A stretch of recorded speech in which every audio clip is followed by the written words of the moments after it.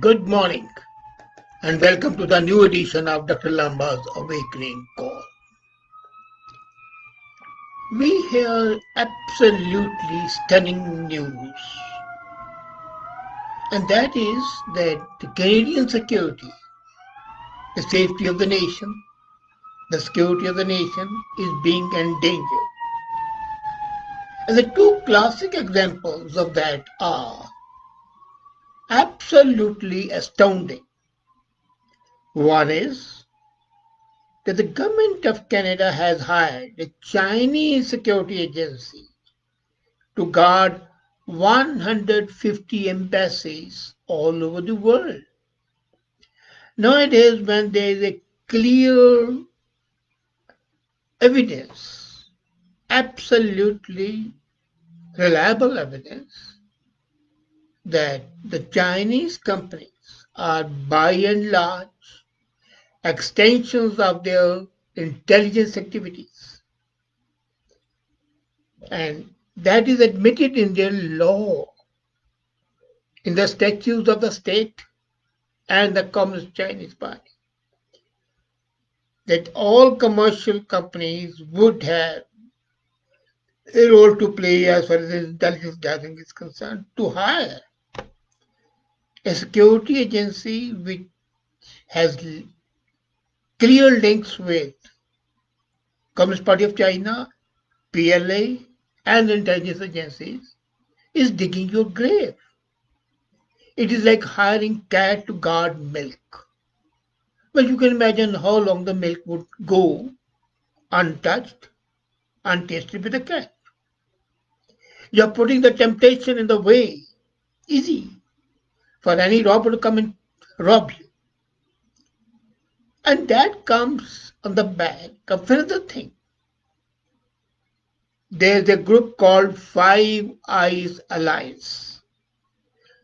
That is the alliance of the five countries which share their intelligence so that a concerted action can be taken to check any untoward incident.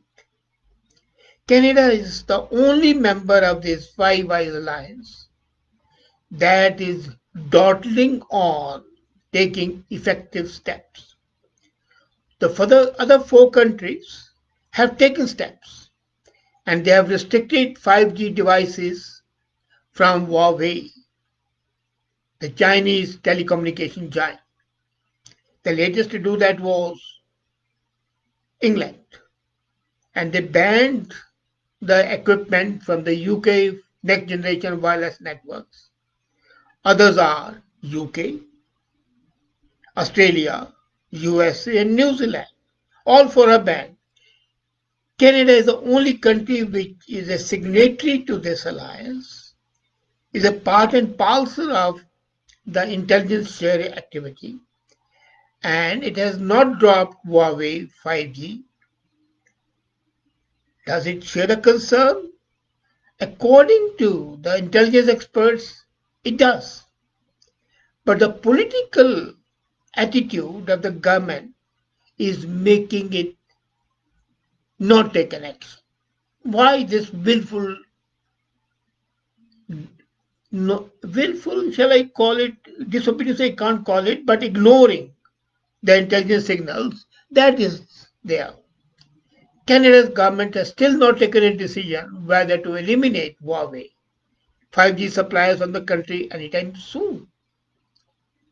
I would have expected Canada to announce their 5G policy, but I think they are waiting for the British Columbia court. There are procedural arguments in the Meng's extradition. You remember that Meng was arrested for extradition to USA. And she is the important functionary as far as Chinese government is concerned. She is the senior most official of Huawei here in Canada. And USA needed her because she was guilty of violating the US laws. But the Canadian government has not taken any decision to dismantle Huawei supplies from the country any day soon. And maybe they are taking And in case her legal arguments work and she is free, then Canada can be tough, maybe. But if she loses the technical argument and she's allowed to go, she's forced to send to USA. Would Canada be tough? Already Canadians are suffering because of that decision. There are two Canadians who are still in jail in China as a reprisal for Meng's arrest. At the end of the day, there are four major companies in Canada: Shaw, Bell, Telus, and Rogers. By the time decision comes, they would have selected non-Huawei companies' equipment. The commercial companies are not going to wait for the decision of the court when the competitive things are available. Why should they keep on waiting only to buy Huawei? It might be the government's desire to favor Huawei directly and indirectly. And on Tuesday, when the British Prime Minister Boris Johnson banned the purchase of new Huawei 5G equipment and ordered all its 5G stripped of the country's communication network, he has not only banned it, but whatever is there, it has been to be removed. And this is a major victory for US President Donald Trump. It is also a victory for the bipartisan members of the US Congress who have been thinking, even the Democrats, that Huawei is a security threat. And they have asked Canada and other countries to ban it. But as I said earlier, four countries have done it. Canada is still not doing it. And earlier in January, if you remember, UK had put some restrictions, but it had not banned. However, now the ban is there, and the Americans and the Australians say that Huawei answers to the Chinese ruling Communist Party. Now, let me tell you something about the laws of China. The national intelligence laws of China were reframed in 2017, and Article 7 of those laws reads very clearly. It mentions Chinese companies must, watch the word, it's a must, underline it. Chinese companies must support, cooperate with, and collaborate in national intelligence network. Now, when Huawei says that it is not connected with the intelligence network of China, or when the 50 apps that were banned by India say that they have no connection with Chinese intelligence, companies like TikTok and others, how far you can accept it? Can their statements even be taken with a grain of salt? No, that is absolutely not acceptable because legally they cannot exist without being the eyes, ears, and many times fingers of the Chinese intelligence network. So any company, any commercial undertaking, in home they have to spy on the citizens, outside they have to spy for their country. And this statement clearly shows two dangers, one from the Huawei and the other, as I mentioned earlier, from the recent action of the Canadian government in appointing Chinese security agencies to guard our embassies internationally. As a matter of fact, when Trump said, and I quote, we have convinced many countries not to use Huawei because it's unsafe, it's a security risk, a big security risk. And that was done after getting the clearance from the National Intelligence Agency, which coordinates all the intelligence work and studying the laws of China. And then the other intelligence agencies did not accept it. They had their own research done. And all the research showed that all these companies are in fact a camouflage for intelligence network. Somebody might say that the details have not been given and the specific references to Canada are not there. Let me tell you, intelligence network is a very, very, shall I call it, a ethereal word in the sense you cannot give evidence because the moment you give evidence, you reveal your sources, put your men in danger, put your resources in danger, and that's never done. So the first five countries have banned now, except Canada. And imagine that when Huawei says that we are confident that your restriction will not affect the security of the products we supply to UK, indirectly it's an admission that it might affect the security of the equipment in other countries but not in UK. But then how do they explain that are they in fact violating the Chinese law? And if they violate Chinese law, would the Chinese government be so anxious that they should operate in all the countries of the world? I'm amazed that India government has not banned Huawei as yet. As a matter of fact, when it banned 50 apps, it should have banned Huawei as well. Some US allies like France, Germany, Thailand have not banned, but they have stopped the activities of Huawei. They might ban it sooner or later.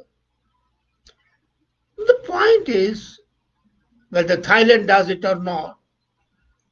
When the close countries of Canada, UK is the mother country, New Zealand, Australia are the members of the Commonwealth and also members of the Five Allies. They are doing so. And National Cybersecurity Center has very clearly said that the cyber warfare which is in the offense would be the major war. And this Huawei is the Trojan horse. Now, this is a curious case that we are permitting the Trojan horse knowing fully well that is a danger security. And inside the embassies is a Trojan horse in the shape of Huawei.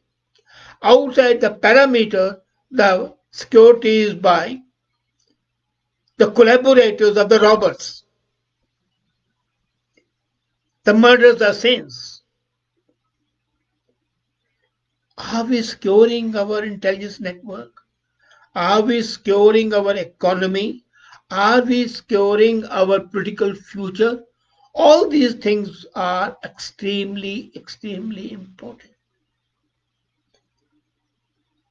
And look at this thing. England has a large number of Chinese, people of Chinese origin as a citizen. Australia has them. These countries have a lot of migrants. They are not afraid.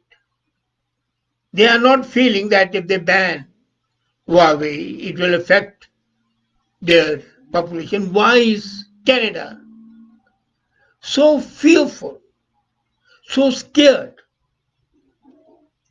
Or is it not a scare? Is it not ignorance, but just carelessness, sheer stupidity on the part of the government not to take preventive and corrective action? As a matter of fact, let's not deny the fact that China has increasingly made cyber warfare a key part of its arsenal in recent years. The most recent case of the cyber attacks against Australia have been carried out by the Chinese hackers. and they could not have been done without the consent and encouragement by the government. So, we are giving China the Trojan horse option, a gateway to spy and even attack our country when they use this country. And the incident in Australia was seen as a reprisal, a retaliation for China, Australia calling for a probe into the origin of COVID-19. So Australia says, let there be a probe. And the response is that all its organs are hacked. Hacked by whom? Naturally, the Trojan horses provided through the good offices of the Chinese commercial organization, Huawei in this case. And Huawei, a company with a close ties to the Chinese authority, is allowed to provide the 5G backbone, which is not desirable. Why is that the CSIS and RCMP, which must have provided suitable advice to the government, has been ignored? And secondly, why this hiding of the facts? Fundamentally, China has today no regard for the international rules, nor is there any separation between the public and the private sectors. They operate, both the government and the commercial sector, the private sector. They operate as a monolith, China Incorporated, and they execute the will of the CCP, Chinese Communist Party. If Huawei gets the lead in 5G, Beijing can virtually dictate the global standards in technology game for the next 100 years. And that is the objective behind Chinese Standards 2035. If you remember, these standards are very clear that by 2035, they must control the technology of the globe and the intelligence services of the globe. China's full spectrum is only to enhance the strategic interest. It's incumbent on the government in Canada to wake up if they're sleeping, act in the national interest, ban forthwith 5G equipment supplied by Huawei, and cancel its order appointing the Chinese security agencies to guard the embassies. There must not be any delay, and any delay would not only be suicidal, but in fact would be treason. The people, if they don't act, they're guilty of treason. If they're doing it knowingly, and if they're doing it unknowingly, out of sheer ignorance, then they need to wake up. Either way, immediate, stern, quick, expeditious action is the need of the hour. Need for protecting our national sovereignty, our liberty, our freedom, and our values. But are the people in Ottawa listening? If they are not, you tell your MPs to ensure that the interests of the country are protected. And do it today, now. Any delay would be suicidal. Thank you.